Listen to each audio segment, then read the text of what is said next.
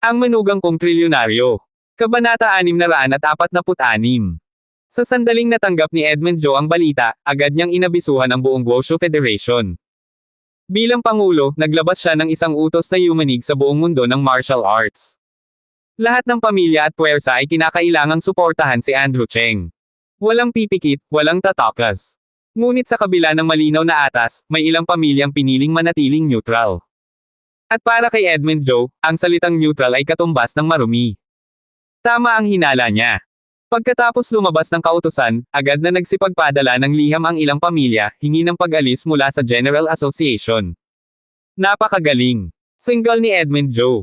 Ang pamilyang yan, Lee, Shen, at Guo, mga haligi ng mundo ng martial arts, at sa oras ng kagipitan, nagtatago. Mga walang dangal. Nanginginig ang kamay ni Edmund habang hawak ang listahan ng mga tumalikod. Sa tagal niyang namuno, alam niyang may mga uod sa lipon nila, at ngayon, lumabas na ang mga ito. Panahon na para linisin ang bulok. Nakatayo sa harap niya si Rodolfo Yan, kasing sigasig ng nag-aalab na uling. Master Yan, sabi ni Edmund, malamig ang mga mata, sa susunod na mga araw, haharap ako sa pinakamalalaking balakid ng buhay ko. Kakayanin ko lang ito kung nasa tabi kita. Edmund Joe, mag-utos ka lang. Nasa likod mo ako sa laban na ito. Tumango si Edmund. Para sa kinabukasan ng pambansang sining, handa siyang umagos ang dugo, even if it's his own. Sa Yunjing Mountain. Dumating din doon ang abiso ng National Arts Association.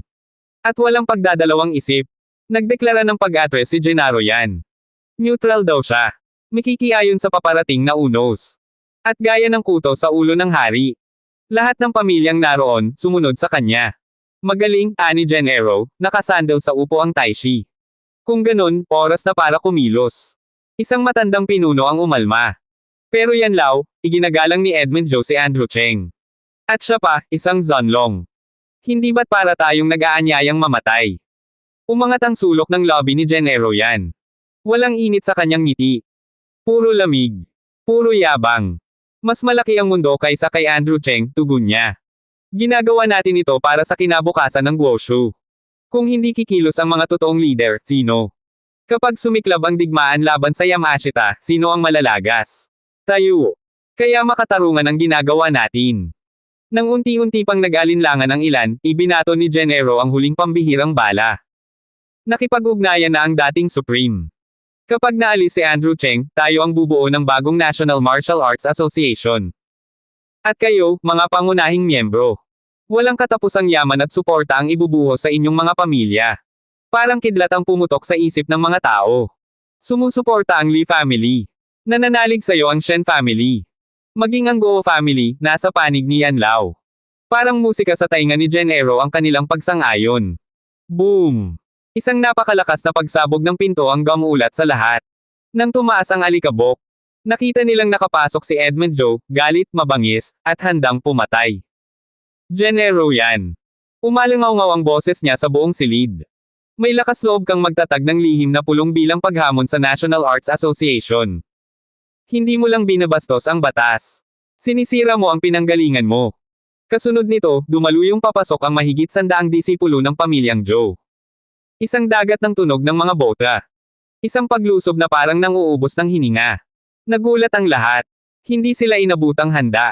Si Gennaro, nakaupo pa rin, pero kumikinang ang galit. Edmund Joe. Lugar ko to. Sino ka para basta-basta sumugod dito? Hindi sumagot si Edmund. Iisa lang ang sinigaw niya. Dakpin silang lahat. Wala kang karapatan. Sigaw ng ilan. Umalis na kami sa National Academy. Inaabuso mo ang posisyon mo. Subalit hindi natinag ang bakal na tingin ni Edmund. Ang sinumang lalaban, ituturing na taksil sa National Arts. Parang binuhusan ng yelo ang buong silid. Ang kasong iyon, hindi na mababawi habang buhay. Nanginginig si Gennaro. Edmund Joe, huwag mong subukan. Ngunit huli na. Tumindig si Edmund, isang napakatinding aura ang umalpas. Si Gennaro ang unang sumugod, isang suntok na may kasamang sigaw. Boom! Ngunit isang anino lang ang nakita. At sa susunod na iglap, si Gennaro ay lumipad palayo at bumulagta sa pader. Nagbitak ang sementong pinagbagsakan niya. Gamulong siya, duguan at walang lakas. Lahat ay napatigil. Lahat ay natakot. Lahat ay napaluhod, sa pilitang niyupi ng presensya ni Edmund. Isa siyang halimaw. Isa siyang tunay na maestro ng pambansang sining. Simulan mo na ang abiso, wika ni Edmund sa kanyang assistant. Mula ngayon, magbibitiw ako bilang pangulo, at hahamunin ko ang bawat pamilyang nasa listahang ito. Isa-isa. Harap-harapan. Master Joe? Huwag. Sigaw ni Rodolfo. Pero tumango lang si Edmund. Matagal na akong matanda. Wala na akong pinangangilagan. Tingnan natin, sino ang makakahadlang sa akin. At sa sandaling sumabog ang kanyang fighting aura. Napaluhod ang lahat. Walang makatingin. Walang makahinga. Ito ang aura ng isang pambansang mandirigma. Isang aninong nagpahayag ng digmaan. At sa gitna ng lumalamong tensyon. Sa Fangchao Pavilion Hotel. Dumating si Andrew Cheng. Kasama ang 8 Dragons. Ang buong distrito ay nag-aalab sa tao, mula sa kalye hanggang tindahan, puno ng mga especially iyang naghihintay kung sino ang unang mamamatay. Si Andrew bumaba ng sasakyan. Tahimik. Likas ang pangingibabaw. Brother Lan, mahina niyang sabi, nakatingala sa hotel. Dumating na rin ang araw na to. Mga malalakas na yabag. Mabilis na bumuhos palabas ng hotel ang mahigit 50 disipulo ng Yamashita clan, lahat nakasuot ng puting uniforme. Parang puting bagyong lumalapit. At sa gitna nito, si Andrew Cheng, na tila apoy na hindi kayang takpan ng kahit anong unos. Kabanata 647. Sa sandaling iyon, tumigil ang mundo. Nakaharap sina Andrew Cheng at Janus Zhou sa hanay ng mahigit 20 karate master mula sa pamilyang Yamashita, lahat nakaputing uniforme, lahat handang pumatay. Pero ang dalawa, nakasuksok ang mga kamay sa bulsa. Ang isa, may sigarilyong nakasabit sa labi. Ang isa, nakatingala lang na parabang ang tanong niya ay hindi, paano ko sila lalabanan? Kundi, bakit pa sila nandito? Para kay Andrew Cheng, ang mga taong nasa harapan nila ay iisang salita lang. Basura. Brother Janus, paano ba natin to sisimulan? Tanong ni Andrew, kalmado pa rin kahit naiipit ng tensyon ang buong hotel lobby. Tumawa lang si Janus, malamig, mabangis, parang ulupong na gutom sa dugo. 5 tao. Tingnan natin kung sino ang mas mabilis. Kera. Ibagsak sila. Isang sigaw mula sa panig ng Yamashita, at sumabog ang laban. At doon nagsimula ang eksena na nagpayanig sa lahat. Isang sagupaan. Isang masaker. Isang pagdurog. Tulad ng 2 lobo na pinakawalan sa kawin ng tupa, sina Andrew at Janus ay gumalaw na parang kidlat, isang suntok, isang bagsak. Wala nang pangalawang ulit. Pagkurap ng mga mata ng mga tao, lahat ng mandirigma ng Yamashita ay nakabulagta. Umuunang, nanginginig, hindi makatayo. At sa gitna ng katahimikan, nanatiling nakatayo ang dalawa, matatag, hindi man lang pinawisan. Masyadong malakas. Pagpasok nila sa lobby, muling sumalubong ang isa pang grupo ng mga mandirigma, marami, armado, at mas mabangis. Sa harapan nila ngayon nakatayo si Ricardo Yamashita, malamig ang tingin, parang hukom na naghain ng hatol. Luhod. Sigaw niya habang pumailan lang ang presensya niyang parang naglalagablab. Lumuhad kayo sa harap ng bangkay ng anak ko at magpasalamat sa pagkakataong binigay niyang mamatay kayo. Umalangaw-ngaw ang sigaw niya sa buong hall. Nanginig ang ilan. May umatras. Ang presensya niya ay parang espada sa leeg ng lahat. Pero si Andrew, hindi man lang kumurap. Para paluhurin kami, kailangan niyo munang patunayan na may karapatan kayo, malamig niyang sagot. At sa nakikita ko, wala. Isang hakbang. Isang tingin. Isang pangungusap na parang sampal sa buong angkan. Hindi kayo karapat-dapat. Umalangaw-ngaw ang his ng gulat mula sa mga nakapaligid. Walang babalikang linya ang sitwasyon, ito'y digmaan. Kung hindi kayo luluhod ngayon, banta ni Ricardo, nilalabanan nyo ang buong pamilyang Yamashita, at ang martial arts ng Fusang. Kaya nyo bang akuin ang magiging dugo? Natawa si Andrew, malamig, walang pakundangan. Huwag mong sobrang taasan ang tingin mo sa sarili mo. Kahit pagsamahin kayo, hindi pa rin kayo sapat. Nagapoy ang galit sa mukha ni Ricardo. Ngayon, dito sa Shanghai, pupugutan ko kayo ng ulo at ihahandog sa anak ko. Isang galaw ng kamay. Daan-daang mandirigmang Yamashita ang sabay-sabay na ramaga sa papasok. Sandali pa at pwede nang madurog ang buong lobby. Pero biglang, sa teritoryo ko. Ganyan kayo manggahas. Iniisip ba ninyong wala ng mandirigma ang bansa ko? Isang boses ang umalangaw-ngaw mula sa pintuan. Paglingon ng lahat. Dumating si Edmund Joe, may dala pang hukbo ng mga alagad ng Guosho, kasama sina Rodolfo Yan at iba pa. Parang lindol ang bigat ng pagdating nila. Lumapit si Edmund kay Andrew, bahagyang yumoko. Young Master Cheng, pagpasensyahan mo ako't nahuli ako. Umangat ang kilay ni Andrew. Hindi mo dapat pinuntahan to. May sariling plano siya. Samantala, sumingasing si Ricardo. Master Joe, pinuprotektahan mo ba sila? Ganyan ba kayo magmahospitalidad? Tinapon ni Edmund sa lupa ang isang dokumento, malakas, walang takot. Nangaabuso ang anak mo rito. May mga namatay. Kababaihan, sinaktan. Mga inosente, pinatay. Ang ginawa ni na Young Master Cheng ay katarungan, hindi krimen. Samantalang kayo ang lumapastangan sa martial arts ng bansa namin. Hindi tumingin si Ricardo sa dokumento, tinapon niya lang palayo. Kung hindi ka luluhod at hihingi ng tawad sa anak ko, mamamatay ka rito. Sa iglap na iyon, sinalakay muli ng Yamashita ang lobby, mas marami pa kaysa kanina. At ngayon, sumama na mismo si Ricardo. Ngayon, sa ngalan ng Fusang Karate, hinahamon kita, Edmund Joe. Tumayo si Edmund, ang sigla niya'y sumabog na parang bagyong bumabagsak sa hall. Kung ako ang haharapin mo, siguraduhin mong may dala kang kabaong. Ako lang. Tawa ni Ricardo. Hindi ako ang kalaban mo, kami. At mula sa likuran niya lumabas ang 6 pang major masters ng Fusang martial arts. 7 silang lahat. Naghilamos ng takot ang buong lobby. Alam ng lahat ang kasabihan. Isang tay daw katumbas 3 bulwark level masters. Kung 7 ang kalaban, walang tsansa si Edmund. Pero ngumiti lang si Edmund. Wala pa kayo sa kalahati. At bigla nang lumiwanag mula sa pintuan, may 6 pang anino ang pumasok. Matangkad, pandak, payat, maskulado, iba-iba, pero lahat nakabalot ng aura na nagpanginag ang paligid. Matagal nang tahimik ang bansa namin. Akala nyo wala nang mandirigma. Isang sabay-sabay na sigaw ang umalangaw-ngaw na parang kulog. Tai daw Marlon Pan. Tai daw Bruce Yin. Tai daw Kenji Fu. Alfred Shui, King of Fighters. Tai daw Lucas Ying. Tai daw Ethan Liu. 6 na tai daw. Kasama si Edmund, 7 rin sila. Pumantay ang lakas. At sa sandaling iyon, tumigil ang mundo. 7 laban sa 7. Bansa laban sa bansa. Isang gabing dadanak ang dugo. Kabanata 648. Sa araw na iyon, yumanig hindi lang ang buong bansa, kundi ang buong mundo. Ang sinaunang alingaw-ngaw ng kitay daw, pang-alamat ng tunay na lakas, ang sagisag ng gintong panahon ng sinaunang sining pandigma, muling lumitaw sa harap ng lahat. At sa sandaling iyon, para bang huminto ang paghinga ng bawat nilalang na naroon. Nagkatinginan ng iba't ibang pamilya at makapangyarihang sekta.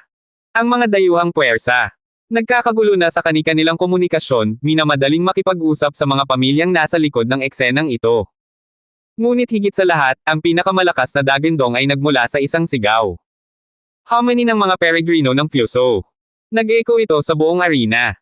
Pinigilan ng mga tao ang hininga nila. Ang lupa'y parang nayanig. Ang mga tengay tila nabingi. Ito ang ubod ng dangal ng sining pandigmang Chino. Ito ang likod buto ng kultura. Ito ang apoy na hindi kailanman naluluma. Sa gitna ng tensyon, unti-unting nabalutan ng kadiliman ang mga mukha ni na Ricardo Yamashita at ng 6 na kasama niyang sekta ng Fuso. Ang 7 Giants, ang pinakamataas na ranggo sa sining pandigma ng bansa, nakatayo sa harap nila. Hindi mababasag.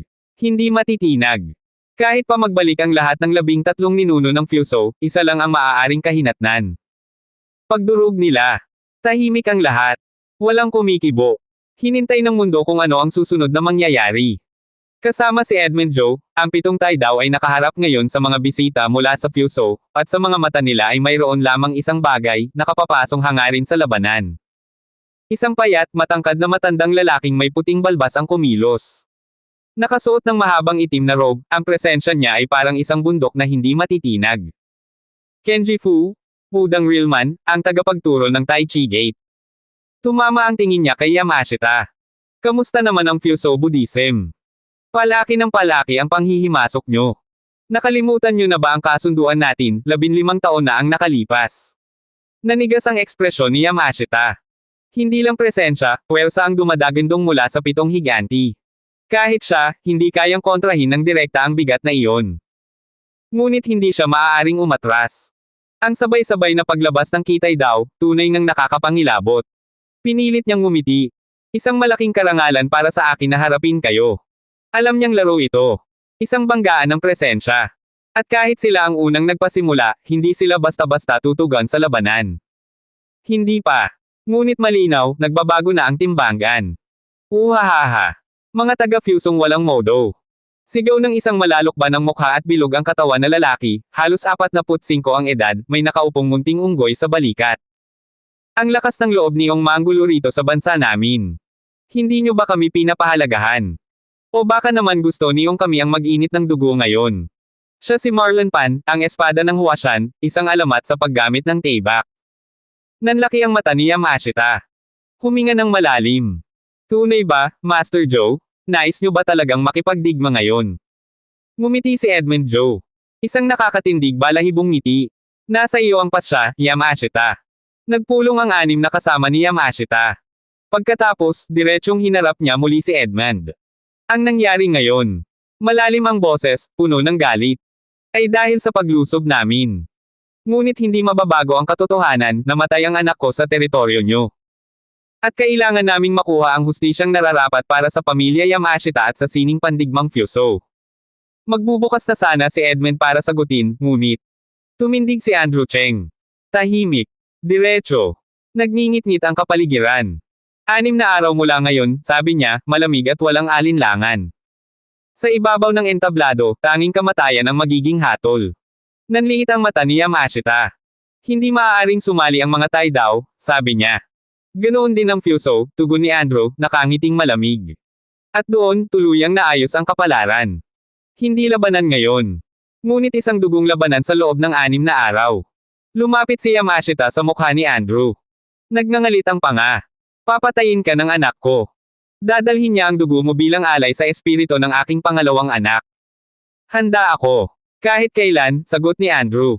Walang takot. Walang emosyon. At umalis si Yamashita, nag-iiwan ng apoy na naglalagablab sa hangin. Sumabog ang balita sa buong mundo. Ang mga flight papuntang Shanghai. Nagsitirek. Mga master, pamilya, dayuhan, eksperto, paparating lahat. Ang buong martial arts world, parang sasabog. Habang ang iba'y nag-aalala, si Andrew at ang 7 Tai daw ay tila wala lang. At doon, nagsimula ang nakakatawang pangyayari. Oy, Fatty Pan? Bulong ng isang dambuhalang lalaking maitim ang kutis, parang bakal ang balat. Iyan ba ang tagapagmana ng pamilya Cheng? Tanong ni Ben. Si Ben ay ang blacksmith, walang paaralan, walang grupo. Nagbuhos ng buong buhay sa pagpanday ng pinakamalakas na sandata sa mundo. Mga kabayo ng langit, Ben, sagot ni Marlon Pan, ano na naman ang plano mo? Wala. Kailangan ko lang ng bagong tagahawak ng martilyo. Nakangiti si Ben. Si Andrew Cheng ay napanganga. Ako, taga-panday. Seryoso ba to? Di pa tapos iyon. Isang babaeng halos sexy ng apoy ang kumalat ang tingin sa buong katawan ni Andrew. Nakapulang Cheongsam, may malalaking alon ng buhok, at napuno ng alahas ang daliri. Nako, itong batang ito. Hinawakan niya ang dibdib niyang punong-puno. Akin to. Huwag niyo akong agawin. Siya si Veronica Yu, ang sirena ng MA. Maganda, mapanganib, at higit 4 na puna, pero mistula pang dalaga. Hoy, ate, bulong ni Marlon, hindi pa ba sapat ang koleksyon ng mga lalaki sa sekta mo? Hindi ka ba natatakot na habulin ka ng pamilya Cheng hanggang sa kabilang buhay? Bog. Sinakal ni Veronica ang batok niya at inihagis siyang parang bola. Panamataba. Tumahimik ka dyan. Pagkabagsak niya, gamulong siya, tumayo, kumaway, at umupo ulit. Parang walang nangyari. Napangiti si Andrew. Kahit paano, gamaan ang tensyon. Nang dalhin siya ni Edmund sa villa, laking gulat ni Andrew. Ang 7 Giants. Nagchat siya. Nanonood ng live selling. May sumisigaw ng add to cart. Nagbe-video games. Nagpapaganda. Sila, mga alamat. Mga haligi ng sining pandigma. At nang pumasok si Andrew, tumigil silang lahat. Sabay-sabay bumangon. At sa isang iglap, lahat sila, 6 na Tai daw, pati si Edmund Joe, yumuko at sabay-sabay sumigaw. Young Master Cheng. Kabanata 649. Ang 7 Giants. What do you mean? Napakunot ang noo ni Andrew Cheng habang nakatingin sa 7 matandang nakayuko sa harap niya, ang 7 higanti ng mundo ng pambansang sining martial ng China. Mga alamat. Mga pangalang umaalingaw-ngaw sa buong mundo. At ngayon, lahat sila nakayuko sa kanya. Nakakapangilabot. Medyo nahiya pa si Andrew, kaya mabilis niyang tinaas ang kamay. Hoy, huwag naman ganyan. Mga seniors kayo. Hindi ko kayang tanggapin yan. Ngumiti si Edmund Joe at marahang tumayo. Young Master Cheng, alam mo ba kung bakit narito silang lahat ngayon? Hindi naman tanga si Andrew. Tumingin siya sa paligid, saka nagtanong ng diretso. Dahil sa akin. Tumango si Edmund Joe. Eksakto. Young Master Cheng, alam mo naman, ang mga Taido ay hindi basta-basta bumababa mula sa bundok. Pero ngayon, lahat ng natitira at tunay na Taido sa bansa, lumabas. Hindi mo ba naisip kung bakit? Napalingon si Andrew Cheng, medyo clueless. Akala ko, dahil sa'yo, Master Joe. Napatawa ng mahina si Edmund. Tumingin sa mga mandirigma sa kabamaling muli kay Andrew. Hindi. Ito ay dahil, sa ama mo. Ha? Ama ko. Parang kumidlat sa isipan ni Andrew ang sagot. Ginamit ba niya ang pera para palabasin kayo? Napangiti ang mga mandirigma. Nagsalita si Kenji Fu, malamig pero magalang. Mali ang iniisip mo, Young Master Cheng. Sa posisyon namin, wala nang halaga ang pera. Pero ang ama mo, isang tunay na pantas. Nangako siyang mag-aambag ng 100 bilyong yuan para sa pag-unlad ng Chinese martial arts. Ha! Nanlaki ang mata ni Andrew. 100 billion. Ang papa ko. 100 billion. Para lang tumulong sa martial arts world. Ano ang kondisyon? Tanong niya, halatang kilala ang ugali ng ama. Sumagot si Edmund. Simple lang, kami, ang 7 higanti, ay magiging tagapagtanggol mo, habang nabubuhay ka. Mas malakas pa sa hangin ang tahimik na hinga ni Andrew. Ang 7 alamat, magiging personal bodyguards niya. Hindi alam ni Andrew kung matatawa ba siya o manganginig. Pero, kung kagustuhan ito ng kanyang ama, wala siyang magagawa. Sa hardin. Naglalakad sila ni Edmund Joe sa maliit na hardin. Hindi na nakatiis si Andrew. Tungkol sa nangyari kagabi, alam ba yon ng senior? Tahimik si Edmund saglit bago sumagot. Alam nila. Malakas ba sila? Tanong ni Andrew, seryoso. Hindi ordinaryong tao ang predecessor supreme, sagot ni Edmund. Ang level niya, hindi natin kayang hulaan. Ang kapangyarihan niya, walang hangganan. Kahit si General Manuel Chu ay nagbibigay sa kanya ng malaking respeto. Ang taong iyon, katulad ni Armando Cheng, hindi ko makita ang dulo. Tumingin si Andrew sa malayo, mabigat ang dibdib. Sinong mas malakas? Siya, o si Shin? Magkasing lakas sila noong 5 taon na ang nakalipas, sagot ni Edmund. Ngayon, hindi na ako sigurado. Paano kumpara sa teacher ko? Umiling si Edmund. Hindi ko masukat ang lakas ni General Manuel Chu. Ngunit sigurado ako, si Shin ang tanging tagapagmana ng predecessor. Ang susunod na supreme. Mas lalo pang lumalim ang buntong hininga ni Andrew. Parang biglang gumaan pero bumigat ang mundo sa paligid niya. Hindi pa man siya handa, pero alam niyang paparating ang isang laban na buhay o kamatayan. Kay Shin. O sa mismong predecessor supreme. Pati ang kaso ng ina niya, hindi pa niya nabubuksan. At ang Cheng family sa Changxin Island, puno ng kaaway. Mas lalo siyang napapikit. Mas lalo siyang nag-iinit ang dugo. Marami pa siyang kailangan harapin. Ang pagsunod. Habang pauwi sa hotel, napansin ni Andrew ang isang itim na van na sumusunod. Ayaw niyang madamay sina Marian Young at ang bata. Kaya nagpaikot siya ng taxi sa malayong ruta, tapos bumaba at pumasok sa isang makitid na eskinita. Huminto ang itim na van. Bumaba ang 4 hanggang 5 lalaki. Nakamask, may baseball bat, halatang guns for hire. Narinig pa niya ang siga na may tato sa leeg. Huwag niyong papatayin. Pero dapat malumpo siya, malinaw. Yes, boss. Sa oras na tumakbo sila papasok ng eskinita. Biglang. Nandoon si Andrew, nakatayo, nakapamulsa. At sa likod niya, 12 lalaki na naka-leather jacket, lahat may dalang tubo, pamalo, at kung ano-ano pang sandata. Parang nagkaroon ng gulo sa impyerno. Bang! It's a trap. Takbo. Pero bago sila makatakas, may grupo rin sa likod nila. Hook. Lock. Cornered. Nanginginig ang buong grupo. Bago pa magsalita si Andrew. Clack. Lumuhad agad ang pinuno, nagmamakaawa. Kuya. Patawad. Mali kami. Hindi namin alam. Bigyan mo kami ng pagkakataon. Sunod-sunod na nagluhuran ang mga kasama niya. Lumapit si Andrew, malamig ang boses. Sinong nagpadala sa inyo? Hindi po namin kilala. Mabilis na sagot. Online task lang. 200,000 ang bayad. Kung gusto mo, ipapakita ko ang chat. Dali-daling nilabas ng lalaki ang cellphone. Tinignan ni Andrew ang chat. Tumango. Yuri how halika.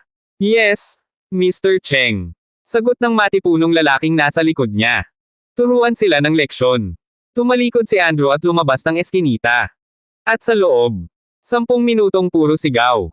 Paglabas ni Yuri, hingal pero nakangiti. Sinindihan ang sigarilyo ni Andrew.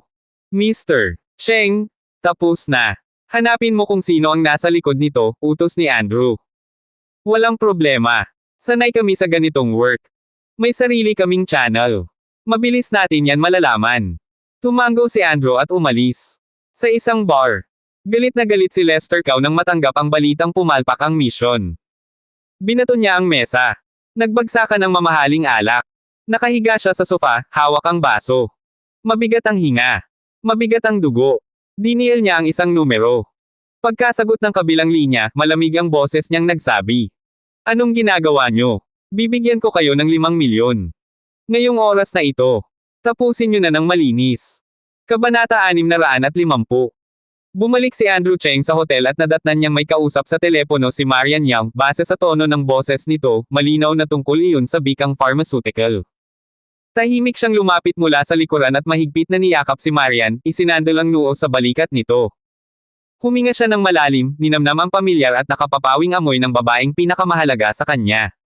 Sa sandaling iyon, tila naglaho ang buong mundo. Parang silang dalawa na lang ang natira. Anong nangyari? Mahina niyang tanong. Ibiniti ni Marian ang tawag. Bahagya niyang iniangat ang ulo, ipinatong ang malalambot na kamay sa mga kamay ni Andrew. Wala naman, napagod lang ako, sabi niya, may bahagyang ngiti. Gusto lang kitang yakapin. Sumangkit ang mga mata ni Andrew, at sa gilid ng kanyang lobby ay lumitaw ang isang bihirang, banayad ng ngiti. Masaya ring ngumiti si Marian. Asawa, pakiramdam ko napakasaya natin ngayon. Napatingin si Andrew sa kanya. Biglang humarap si Marian, hinawakan ang mukha niya gamit ang dalawang kamay, seryoso, walang bakas ng biro. Tumingin siya ng diretso sa mga mata ni Andrew. Asawa, iiwan mo ba ako? Tumawa si Andrew ng mahina, sa kamarahang kinurot ang ilong nito. Loko ka talaga. Anong iniisip mo? Paano kita iiwan? Ikaw ang asawa ko. Napangiti si Marian, isang ngiting puno ng kapanatagan. Ah, oo nga pala, bigla niyang naalala. Tumawag kanina si Kim Chian. May ilang proyekto sa kumpanya na kailangan kong personal na asikasuhin. Bukas na ang flight ko. Biglang nagsalubong ang kilay ni Andrew. Anong proyekto? Bakit kailangang magmadali? Ayaw niyang magpagod si Marian, lalo na ngayon. Ngumiti si Marian. Handa nang mag-expand ang bikang sa ibang mga lungsod. May mga partner na gusto akong makaharap mismo. Mas kampante sila kapag nandoon ako. Hinailan niya ang braso ni Andrew. Okay lang ako. Sasamahan naman ako ni Leslie. Tumango si Andrew, ngunit hindi pa rin kampante. Magdadagdag ako ng mga taong magbabantay sa'yo. Hindi tumanggi si Marian. Alam na niya ngayon kung gaano kalalim ang ugnayan nina Oliver Lee at Andrew. At sa totoo lang, hindi na mahalaga kung sino o ano si Andrew sa mata ng mundo. Para sa kanya, sapat nang malaman na si Andrew ang kanyang asawa. At ang ama ng kanyang anak. Matapos ihatid si Marian sa meeting, dumiretso si Andrew sa ospital para bisitahin si Ashley Cheng. Nakaupo ito sa kama ng ospital, nagbabasa. Ang mahaba nitong itim na buhok ay nakalaylay sa balikat, tila isang babaeng lumabas mula sa sinaunang painting ng Jiangnan, tahimik, banayad, at mapayapa. Ashley, mahina niyang sambit matapos ang mahabang pag-aalinlangan. Pwede mo bang ikwento kung paano ka nabuhay sa lahat ng mga taon na yon? Tumangala si Ashley at ngumiti, isang ngiting napakalumanay. Kuya, huwag na nating pag-usapan yun, ha? Napatitig si Andrew sa mga mata nito. Walang kasinungalingan, pero puno ng tinatagong sugat. Tumango siya. Tatayo na sana siya. Kukuha lang ako ng tubig. Pagkalabas ng ward, agad niyang tinawagan si Arlan Pei. Naiimbestigahan mo na ba ang buhay ni Ashley nitong mga nakaraang taon? Sa kabilang linya, may bahid ng pag-aalinlangan ang boses ni Arlan. Hindi pa ganap. Ang mga record niya, masyadong malinis. Halatang pinik. Parang sinadyang burahin ang nakaraan niya. Sumikip ang panga ni Andrew. Gaano katagal bago mo mahukay ang totoo? Hindi ko masabi, pero gagawin ko ang lahat. Saglit na tumahimik si Arlan bago muling magsalita. Pero, young master, may iba pa akong natuklasan. Iba? Malamig na tanong ni Andrew. Ang aksidente ng ginang noon, mukhang may kinalaman sa mga taong, hindi basta-bastang binabanggit. Biglang bumaba ang temperatura sa paligid ni Andrew. Anong ibig mong sabihin? Sino? Lumalim ang boses ni Arlan. Hindi pa kumpirmado, pero mukhang may sangkot na nasa pinakamataas na antas. Tumigas ang mga mata ni Andrew. Naalala niya ang gabing iyon sa Dragon Inner Hall. Ang lalaking may mukhang kahawig ng sa kanya. Alam ko na, mabagal niyang sabi. Ihanda mo ang Golden Armor Order. I recall mo ang lahat. Lahat. Gulat na tanong ni Arlan. Kahit ang Wang Chi. Tumango si Andrew, kahit hindi ito nakikita. Lahat. Ang Wang Chi, ang hukbo ng hari. At ang haring iyon, ay siya. Isang puwersang inihanda niya sa loob ng 10 taon. Isang simbolo ng walang talo. Kung totoo ang hinala ko, malamig niyang dugtong. Handa akong ipaligaw sa dugo ang sino mang may kinalaman, kahit ang tinatawag nilang Supreme. Nanahimik ang linya. Naunawaan ko, mabigat na sagot ni Arlan. Pagkababa ng tawag, mariing huminga si Andrew. Supreme. Titingnan niya kung sino talaga ang hindi matitinag sa mundong ito. Pagbalik niya sa ward, ilang sandali siyang nakipagkwentuhan kay Ashley bago muling tumunog ang telepono. Mr. Sheng, boses ni Yuri Hao. Nahanap na namin siya. Nasa labas ako ng ospital. Paglabas ni Andrew, agad nagsalita si Yuri. May bagong reward mission, 5 milyon. Target, ikaw pa rin. At kilala mo ang nasa likod nito. Sino? Malamig na tanong ni Andrew. Ang dati mong kaklase, Lester Cao. Kumislap ang mga mata ni Andrew. Nasaan siya? Max Bar. Tumango si Andrew. Dalhin mo ako roon. Sa Max Bar, nagiinuman si Lester Cao kasama ang ilang armadong lalaki. Isang Andrew Cheng lang yan, nagyabang ang isa. Kahit dumaan pa kami sa apoy, gagawin namin. Ngumisi si Lester. Gawin niyo siyang baldado. Habang buhay sa wheelchair. Boom! Biglang bumukas ang pinto. Bago pa sila makagalaw, nadapa na ang mga tauhan, nakadaga ng mukha sa mesa. Dahan daw ang pumasok si Andrew, kamay sa bulsa, mga matay parang yelo. Huminto siya sa harap ni Lester. Ganito mo talaga ako kamuhiin. Malamig niyang tanong. Tahimik ang buong silid. Ngunit bago pa makasagot si Lester. Tumunog ang telepono ni Andrew. Isang mensahe. At sa sandaling mabasa niya iyon. Nagbago ang ekspresyon ng kanyang mukha. Isang ngiting hindi kailanman dapat makita ng kaaway. Pangan ang mga susunod pang kabanata ng Ang Manugang Kong Trilyonaryo. For more updates, please subscribe to my YouTube channel and don't forget to like and share. Thanks for your support.